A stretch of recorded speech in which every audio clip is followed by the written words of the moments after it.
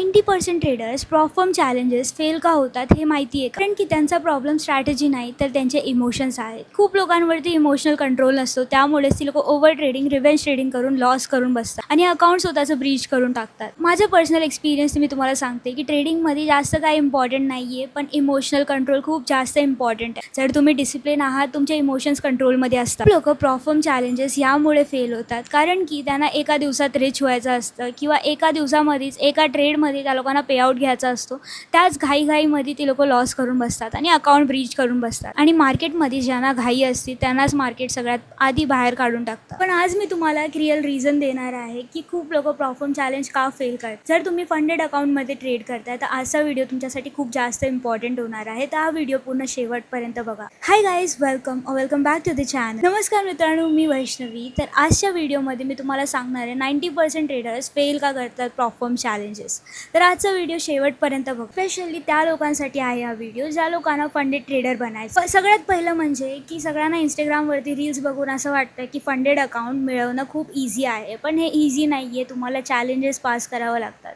इथे टेस्ट होतो तुमच्या डिसिप्लिनचा, तुमच्या पेशन्सचा. जर इतकी इझी ट्रेडिंग असती तर सगळे लोक प्रॉफिटेबल असतात, सगळ्या लोकांनी पेआउट्स घेतले असते, सगळे एक फंडेड ट्रेडर असते. आजच्या व्हिडिओमध्ये मी तुम्हाला डिटेलमध्ये सांगणार खूप लोक का फेल करतात फंडेड अकाउंट. त्यात पहिलं सगळ्यात इम्पॉर्टंट रिझन म्हणजे ग्रीड आलं. ग्रीडमुळे खूप लोक अकाउंट ब्लो करून टाकतात लालचमध्ये येऊन. एका मुलाने ट्रेडिंग चॅलेंज घेतला आणि त्याच दिवशी त्याला एका दिवसातच त्या अकाउंटला डबल करायचं असतं आणि तोच एक रिझन झाला, त्याच्यामुळेच त्याचं अकाउंट ब्रीच होऊन जातं.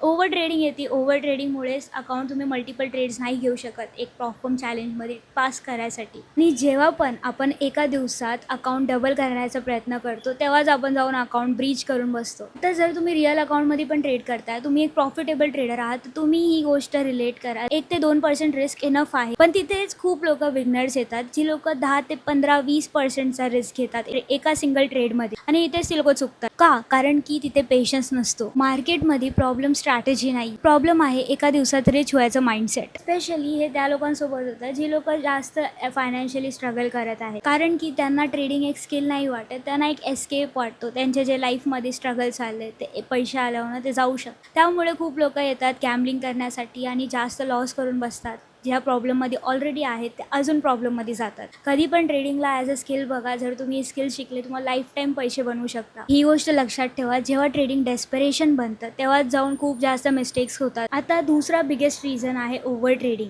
एका लॉसमध्ये कोणच गप्प नाही बसत, अजून एक ट्रेड घेणार. तिथे झाली रिव्हेंज ट्रेडिंग. रिव्हेंज ट्रेडिंग नंतर होती ओव्हर ट्रेडिंग, आणि जेव्हा आपला डेली लॉस लिमिट हिट होतो तेव्हा जाऊन आपला चॅलेंज फेल होऊन जातो. त्यामुळेच मोस्ट ऑफ द टाईम लोक ओव्हर ट्रेडिंगमुळे इमोशन्समध्ये येऊन ओव्हर ट्रेडिंग करून लॉस करून बसतात आणि अकाउंट फेल करतात. तिसरा रिझन झाला म्हणजे की कॉपिंग सिग्नल.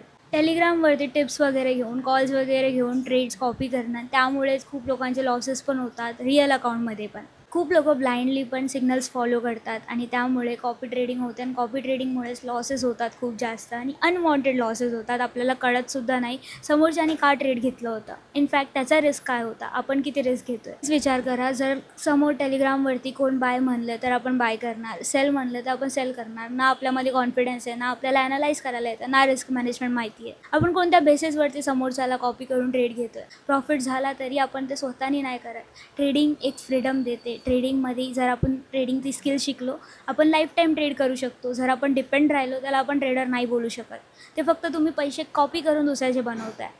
इनफॅक्ट फोकस करा की स्मॉल कॅपिटलनी स्वतः शिका, स्वतःनी ट्रेड करा, तेव्हा जाऊन तुम्ही एक रिअल ट्रेडर बना. आता येतो सगळ्यात dangerous point, emotional trading. Loss नंतर लोकांना वाटतं की माझ्याकडून आता काहीच नाही होणार, माझे फक्त लॉसेस होणार. सेल्फ कॉन्फिडन्स लो होऊन जातो, फिअर सुरू होतो, रिव्हेंज ट्रेडिंग सुरू होती, आणि यामुळेच अकाउंट ब्रीच होऊन जात. नेक्स्ट रिझन आहे नो रिस्क मॅनेजमेंट. जर तुम्हाला आत्ता पण माहिती नाही आहे की रिस्क मॅनेजमेंट काय असतं, तर तुम्ही खूप रॉंग स्टेप घेत आहे. जर तुम्ही ट्रेडिंग शिकायची आहे तुम्हाला माहितीच नाही रिस्क मॅनेजमेंट काय असतं, तुम्ही खूप लॉसेस कराल इन फ्युचर. पहिलं आपण शिकून घेतलं की रिस्क मॅनेजमेंट काय असतं, आपल्या कॅपिटलच्या अगेन्स्टमध्ये आपण किती रिस्क घेतलं पाहिजे, तेव्हा आपण सेफली ट्रेड करू शकतो. एक कॅल्क्युलेटेड रिस्क घेऊन एक चांगलं प्रॉफिट बनवू शकतो. फॅक्ट खूप लोकांना एंट्री येते बट एक्झिट माहिती नसतं, आणि त्यामुळे ग्रीड येतात, इमोशन्स येतात की आज जर जेवढं प्रॉफिट झालं त्यावरूनही त्या लोकांना जास्त पाहिजे असतं. इमोशनल डिसिजन्स बनवतात, आणि त्यामुळे आपल्याकडे जेव्हा रिस्क मॅनेजमेंटच नसतं, आपल्याला स्टॉप लॉस कुठे प्लेस करायचं, टार्गेट कुठे प्लेस करायचं हेच माहिती नसलं, तर आपण रिस्क मॅनेजमेंट कसं फॉलो करणार. ट्रेडिंगमध्ये तुम्हाला प्रॉफिट रिच रिच बनवत नाही, तुम्हाला सर्वायवल